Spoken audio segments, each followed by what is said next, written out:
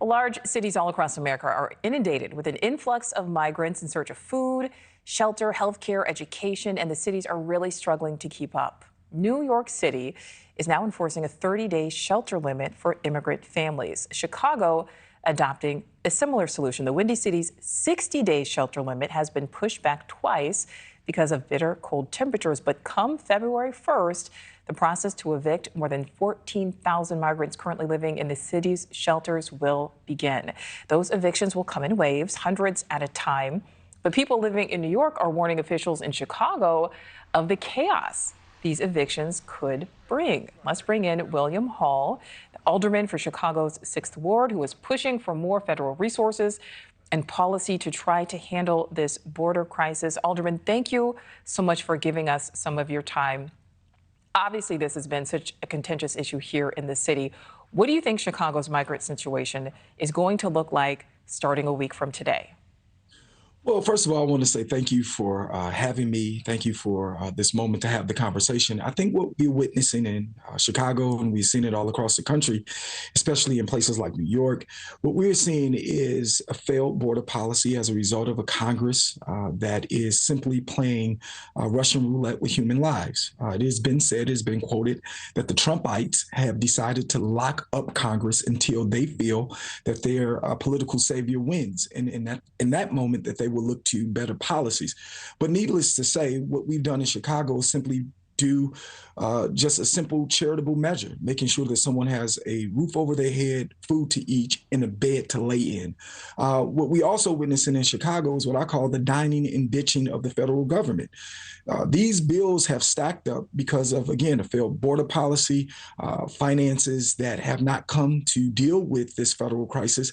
And so to move people out of the shelter, to re-enter back through the same process is what we're doing here in Chicago. Yes, the space is tight, but what's even more disheartening to know is that, again, we're being left to do just basic needs for those who are in need, while at the same time helping Chicagoans. I mean, while, we look at this crisis, we are also doing our due diligence, opening up mental clinics again. We are making sure that young people have jobs all year round for the first time in Chicago history.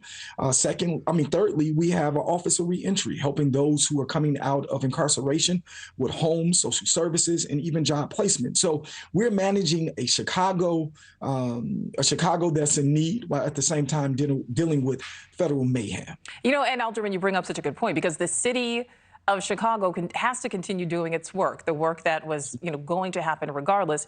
It also now has to deal with, so many migrants.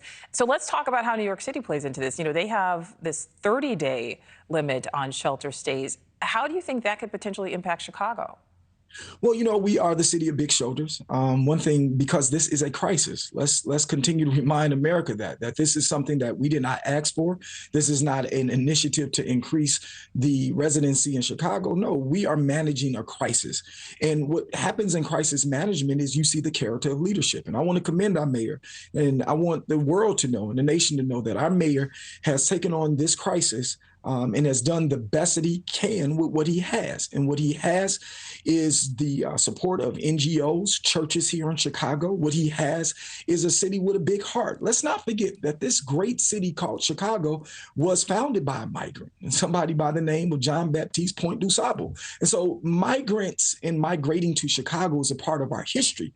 But what is not a part of our history that we have once again bounced back and given our best is we've had to deal with the stinginess. We've had to deal with disenfranchisement from the federal government, and we just want the federal government to do their job. Yeah. This was something that they caused, and so we're expecting a Congress to work together, bipartisanship. We're expecting the president to stroke that pen to use as much executive orders.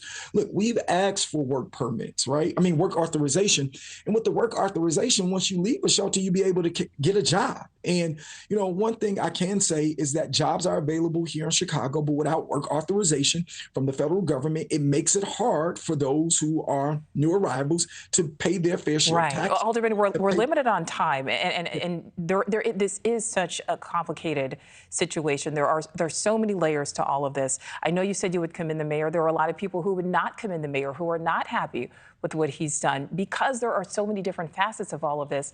Is there any viable solution actually in the works?